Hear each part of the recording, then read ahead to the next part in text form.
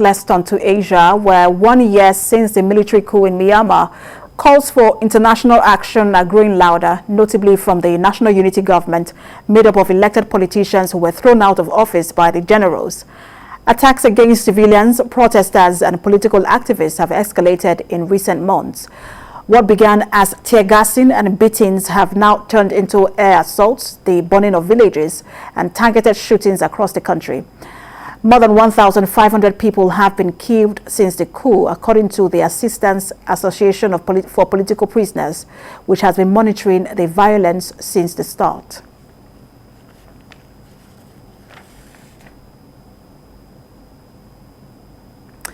International affairs analyst Dr. Bola Adediran joins me for more on the situation in Myanmar 1 year after the coup. Good to have you join us, Dr. Adediran.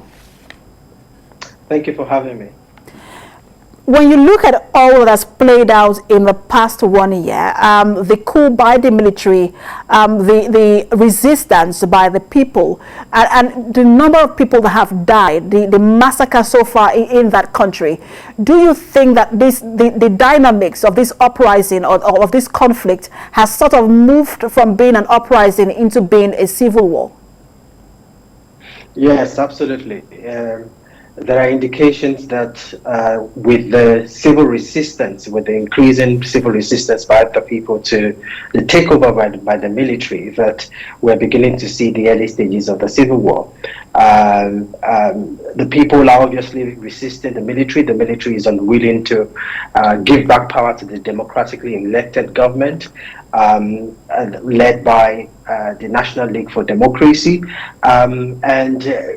these are clear signs of early stages of civil war, no doubt. And do you think that the UN should take some responsibility or a part of the responsibility for this? 1 year after, we're yet to see a UN security resolution on arms embargo on the military in that country. A lot of analysts have said that this is unacceptable. Should the UN bear responsibility for some of the things we're seeing in that country?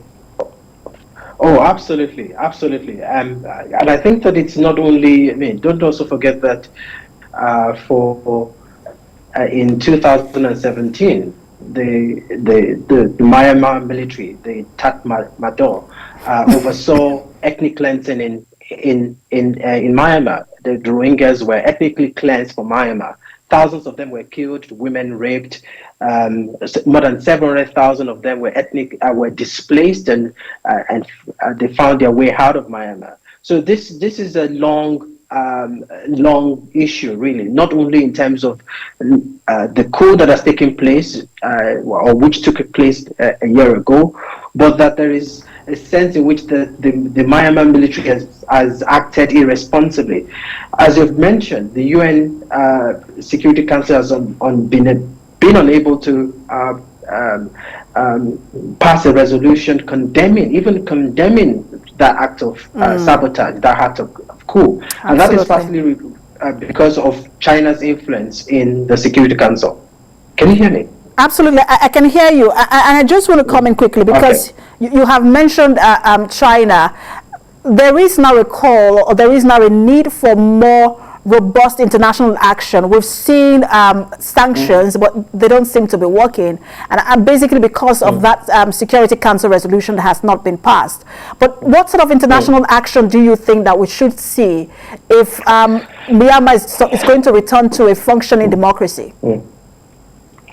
I think that at the moment we have to put more pressure, international pressure on China. China is the big power. It's a neighboring country alongside Thailand and a few other but it's the big power in that region. China has to sort of give more.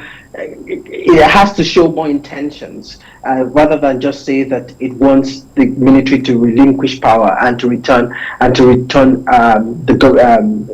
the reins of government to the democratically elected government. But it has to do more. I think the other international institution that can do more is the ASEAN. But unfortunately, ASEAN which is the Association of Southeast Nations, operates by consensus. So unfortunately, you are not going to see too much from that area. But what ASEAN has been doing in recent years is to diplomatically put some pressure on Myanmar. For instance, you had the G7 summit that was held in Liverpool last year. ASEAN diplomats were invited. Myanmar, as a member of ASEAN, was not invited. So those are the kind of diplomatic pressures that you could put on Myanmar. Isolate the country, the EU, the UK. Yeah. Sorry, I had to cut in because I have just a few seconds left, and I don't want to leave without asking you this question. Do you think that if nothing is done, that we could see Myanmar could become another Yemen, or there is hope for a return to democracy in that country? Well, I mean, as we've said, this is the start of civil war. Myanmar had a long history of being under military rule from 1948 when it got independence from the UK till the early 2010s. It was under military control. So this is a familiar territory for them.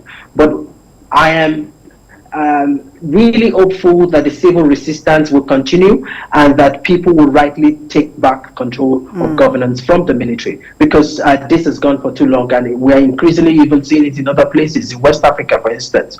So the people must resist the takeover from the military. Absolutely. It seems to be, civil resistance seems to be the only option without international help. Thank you so much for talking to us. International Affairs Analyst, Dr. Bola Didiro.